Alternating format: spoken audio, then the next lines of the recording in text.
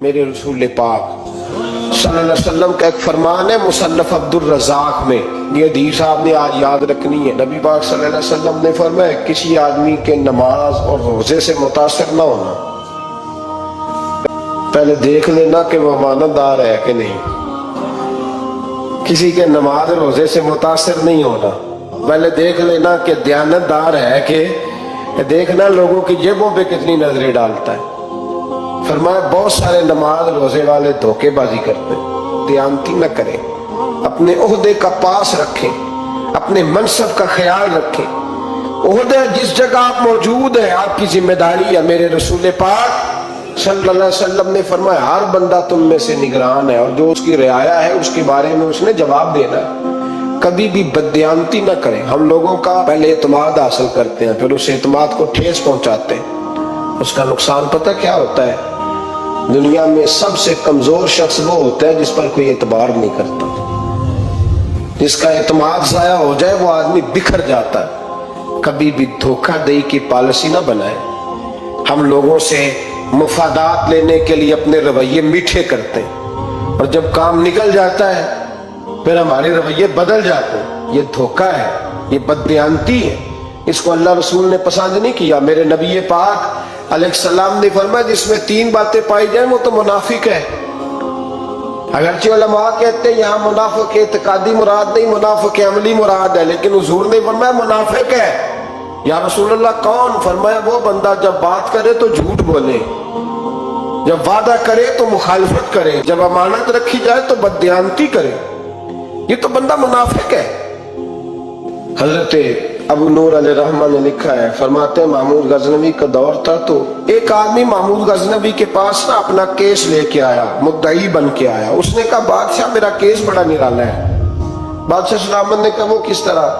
کہنے لگا یہ میرے پاس ایک تھیلی ہے، میں نا سفر پہ جانے لگا تو یہ تھیلی پوری ہیروں کی بھری ہوئی، فلاں علاقے کے جو قاضی صاحب ہے نا، میں جاتی دفعہ میں کہیں سفر پہ جا رہا تھا تو میں ان کے پاس چھوڑ گیا کہ رستہ لمبا ہے کہیں کوئی مجھ سے چھین نہ لے، ہیروں کی بھری ہوئی تھی۔ کچھ دنوں کے بعد میں واپس آیا ہوں، قاضی صاحب نے مجھے تھیلی واپس کی ہے تو اس میں ہیروں کی بجائے کھوٹے سکے نکلے۔ اب میں نے قاضی صاحب سے کہا ہے تو قاضی صاحب تو میرے گریبان تک آتے ہیں، وہ کہتے ہیں بتا کہیں سے پھٹی ہے، کھلی ہے؟ وہ جس طرح ٹانکے لگا کے تو نے سی تھی اسی طرح لگے ہوئے ہیں کہ نہیں؟ تو حضور لگے بھی بالکل اسی طرح ہے، نہ پھٹی ہے نہ کھلی ہے۔ اب میں لٹ گیا ہوں، میری کل عمر کی کمائی ضائع ہو گئی، کھوٹے سکے کہاں اور ہیرے کہاں؟ تو مہربانی کریں، اور آپ کی بارگاہ میں اللہ رسول کے نام پر حلف دیتا ہوں کہ میں ہوں بالکل سچا۔ محمود غزنوی کہنے لگے تو جا، تھیلی چھوڑ جا، اور جب میں تجھے بلاؤں گا پھر دوبارہ آنا۔ وہ شخص چلا گیا۔ محمود غزنوی اٹھے، دربار برخاست کیا، لوگوں سے کہنے لگے چلے جاؤ، میں 3 دن کے لیے سیر کرنے جا رہا ہوں، 3 دن کے بعد لوٹوں گا۔ اکیلے جب رہ گئے نا محمود دربار میں تو محبوب نے چھری منگائی۔ وہ جس تخت پہ بیٹھتے تھے وہاں گدا بچھا ہوا تھا، یہ گدا پڑا نا، وہ گدا بچھا ہوا، تو محمود نے چھری کے ساتھ اس کو پھاڑ ڈالا اور چھری جیب میں رکھی نکل گئے۔ کہنے لگے میرے بعد کوئی میرے دربار والے احاطے میں داخل نہ ہو۔ محمود چلے گئے۔ اب وہ صفائی کرنے والا جب آیا نا، اس نے آ کے دیکھا تو گدا تو پھٹا ہوا ہے۔ اس نے شور ڈال دیا، پہرے دار بھی آ گئے، فلاں صاحب بھی آ گئے، فلاں صاحب۔ اس نے کہا وہ خدا کے بندو، اس کا گدا پھٹ گیا ہے، وہ تو مار ڈالے گا۔ اس نے کہا تھا سوائے صفائی اور نگرانی والے کے دوسرا آئے کوئی نہ، اور یہاں آیا بھی کوئی نہیں، پہلے دن ہی پھٹا ہوا ہے تو لٹکا دے گا سب کو، کیا کریں؟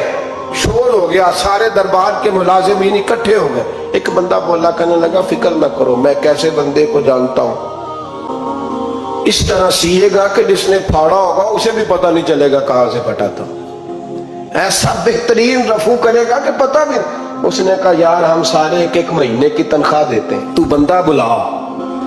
وہ بلا لیا اس کو، اس کا نام محمد رفو گر تھا۔ وہ آیا، اس کو گدا دکھایا، اس کا یار اس طرح سینہ پتہ نہ چلے۔ اس نے کہا فکر ہی نہ کرو، میں بڑا کاریگر ہوں۔ بڑے بڑے کاریگر لوگ نہیں ہمارے ملک میں پائے جاتے، کوئی نشان چھوڑتے ہیں پیچھے؟ بڑے کاریگر کا پیسے ہونے چاہیے، بڑے بڑے کاریگر بندے۔ آپ یقین کریں ایسا ایسا فلسفہ یہ عمرہ عبادت ہے نا, سرکار دو عالم صلی اللہ علیہ وسلم کی بارگاہ کی حاضری بڑی نعمت ہے نا. تو سعودی گورنمنٹ نے پابندی لگا دی. خیر ان کی بھی زیادتی ہے, اس طرح کی پابندیاں شریعت اسلامیہ میں جائز نہیں. اللہ کے گھر مسلمان جب چاہے جا سکتا ہے, لیکن وہ کہتے ہیں جی 2000 ریال دے جس نے 2 سال بعد بھی آنا ہے. انہوں نے پابندی لگائی تو ہمارے ایجنٹوں نے بھی کئی خاص ٹریننگ حاصل کی ہوئی ہے, پتہ نہیں کہاں سے سیکھ کے آئے, انہوں نے بھی رستہ نکال لیا. ایک صاحب سے میں نے کہا کہ جناب وہ 2000 ریال لگ گیا تو کیا کرنا ہے؟ کہنے کوئی مسئلہ نہیں, پاسپورٹ نواں بنوا لو, گنجائش ہے. یعنی ہر شے کا حل ہے. تو میں نے کہا یار اب عمرہ کرنے جاتے وقت بھی بندہ دھوکہ دے کے جائے, اللہ کے گھر جاتے وقت بھی اس طرح کی حرکت کرے, کیا حال ہو گیا. ہر چیز کا لوگوں نے حل نکال لیا, ہر چیز کا لوگوں نے سٹائل بنا لی. ایسا نہ کریں, یہ درست نہیں. احمد رفو کر کہنے لگا اس طرح سیوں گا کہ پھاڑنے والے کو بھی پتہ نہیں, ان کا پیسے لے یار تو سی دے. اس نے سی دی, اگلے شام ہی لا کے بچھا دیا گدا.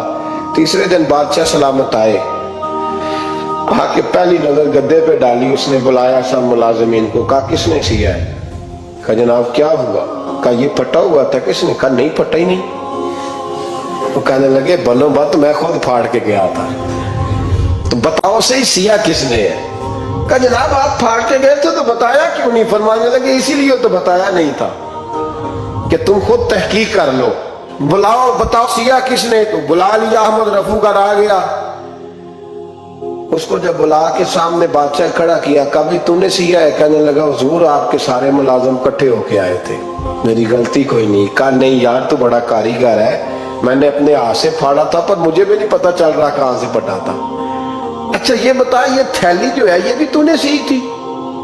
اس نے کہا جی آپ کے خادم کا ہی کارنامہ ہے, وہ فلانے علاقے کے قاضی صاحب آئے تھے, اس میں سے ہیرے نکال کے تو کھوٹے سکے بھرے تھے, تو مجھے بھی تھوڑا سا حصہ ملا تھا. محمود نے سارے گواہ بھی اکٹھے کر لیے, ثبوت بھی اکٹھے کر لیے. پھر قاضی کو بلایا, پہلے سارے ثبوت اور گواہ کیس حل کر لیا. پھر ہمارے ہاں یہ حال ہوتا ہے کہ مدعی 2-3 ہفتے کے بعد خود ہی ہاتھ باندھ جاتا ہے, کہنا تسی میری جان چھڑو, مجرم پھڑو پاوے نہ پڑھو. وہ کہتا ہے مجھے معافی دو, میں رہا. ظلم ہے نا, ظلم زیادتی ہے کہ جو بیچارہ اتنے سوال مجرم سے نہیں ہوتے جتنے مدعی سے ہوتے. اب یقین کریں اتنے سوالات ہوتے, بیچارہ ہنس جاتا ہے. یہ طریقہ درست تو نہیں ہے کہ لٹ گیا اور دوسرا طرح طرح کے سوالوں کے جواب دیتا پھرے بیچارہ. سارے ثبوت اکٹھے کر کے قاضی صاحب کو بلایا, تنہائی میں لے جا کے. محمود غزنوی نے کہا قاضی صاحب آپ سے غلطی ہو گئی, غریب آدمی تھا, وہ لٹ گیا ہے, اس نے تو بڑی مشکل سے کچھ ہیرے جمع کیے تھے اور اس کی کل کائنات تھی, تو آپ اس کا مال اسے دے دیں. بات کا تو قاضی صاحب کہنے لگے آپ مجھ پہ الزام لگا رہے ہیں, سوال ہی نہیں پیدا ہوتا.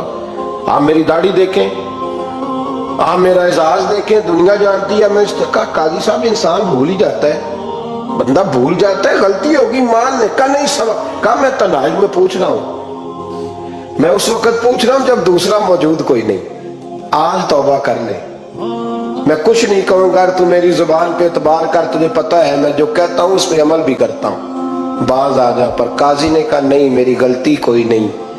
محمود نے پھر بڑے دربار میں بلا لیا, مجمع عام میں. مہلت کے دنوں میں جو توبہ کر لے وہ بچ جاتے ہیں, لیکن لوگ رسوائیوں کے دنوں میں پھر واپس لوٹتے ہیں اگلا گھر دیکھ کے, پھر حالات اور طرح کے ہو چکے ہوتے ہیں. جب بڑے دربار میں قاضی کو بلایا, بھائی تو مانتا ہے کہ نہیں؟ اس نے کہا نہیں. تو کہا بلاؤ احمد رفو گر کو.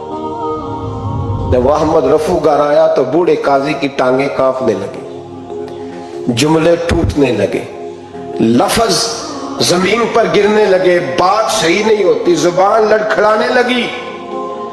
محمود کہنے لگے قاضی میں نے تجھے کہا تھا وہاں مان جا بات, اب بڑے دربار میں بول. تو جب قاضی صاحب کی گردن خود بخود جھک گئی تو دنیا سمجھ گئی. کہا نکل جا میرے دربار سے. محمود بولے نکل جا, اتنی تجھے عزت دی, اتنی بڑی تنخواہ دی, قاضی بنایا, یہ تھوڑی سی رقم کے لیے, تھوڑی سی رقم کے لیے تو بددیانت ہوگا, چل چلا جا, نکل. قاضی دربار سے نکلا تو لوگ لعنتیں برسانے لگے.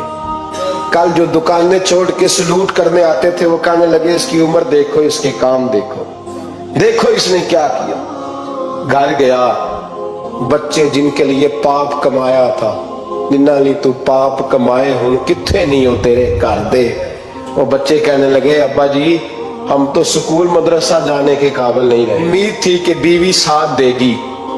वो कहने लगी मैं मेके कैसे जाऊंगी, गली की औरतें तरह तरह की बातें बनाती हैं। और भाई कामयाबियों के बड़े सरबराह होते हैं, कोई कामयाब हो जाए तो सारे कहते हैं मेरी सपोर्ट से हुआ है। नाकामियां हमेशा यतीम होती हैं, नाकामियों का कोई सरबराह नहीं होता। जब तक तो काजी था तो बड़े बात थी, हर बंदा कहता था रिश्तेदार है, और रुसवाई हो गई तो वो तेरी आंख हो या संगे मलामत की चुभन, कौन पहुंचा है मेरे दर्द की गहराई तक। दौरे शोहरत में तो यारों ने किया याद बहुत, साथ आया ना कोई कूचे रुसवाई तक। और मियां साहब कहने लगे सारी उम्र ही आटा बुद्ध है, मैं लखा कीते नहीं पेड़े, अब वक्त आया ही ते मोहम्मद बख्शा कोई नहीं हो बैठा नेड़े। हालात ही बदल गए। काजी खामोशी से अंदर चला गया, अपनी रुसवाई समेट के बिस्तर पे लेटा। न रोटी की भूख लगी, न पानी की प्यास लगी, न नींद आई, सारी रात तड़पता रहा। सवेरे घर वालों ने दरवाजा खोला तो रूह परवास कर गई थी, दुनिया छोड़ गया। हजरत अबू नूर अलैहिर्रहमा बोले, फरमाने लगे याद रखो कभी बदयांती ना करना, कभी। ये तो महमूद गजनवी की अदालत थी, कयामत में रब करीम की अदालत लगेगी। और फरमाया वहां तो गवाही देने वाला अहमद रफूगर था, कयामत में तो तुम्हारे अपने हाथ पैर गवाहियां देंगे, हमारा अपना वजूद गवाही देगा। और फरमाया यहां तो लानते दुनियादार बरसाते थे, वहां फरिश्ते होंगे। और काजी को तो मौत आ गई थी, कयामत में तो दोबारा मौत भी कोई नहीं आएगी, वहां तो रहना है और सहना है। बदयांती माशरे में इतनी बदयांती हर जगह। उस माशरे का भी कुछ बनेगा जहां दवाई भी खालस ना मिले, जहां दवाई में भी बदयांती हो। लोग अपने बच्चे को ऑक्सफोर्ड यूनिवर्सिटी में पढ़ाने के लिए गरीबों के बच्चों के रगों में जो दवाई उतारे वो भी 2 नंबर। इतना बड़ा भी कोई बदयानत मुआशरा होता है कि लोग यहां तक धंधा करें, यहां तक कि लोग लोगों की जिंदगियों से खेल जाएं और हमें एहसास तक ना हो कि कोई मर जाएगा, कोई डूब जाएगा, क्या बनेगा। और जिसने वो रजिस्टर की दवाई की, उसने 2-4 लाख रुपया लिया और उसने ये नहीं सोचा कितने इंसान मेरी वजह से मरेंगे। कत्ल सिर्फ ये तो नहीं होता गोली मार के मार देना, लोगों की जिंदगियों से लोग खेल जाते हैं, लोग तबाही कर जाते हैं।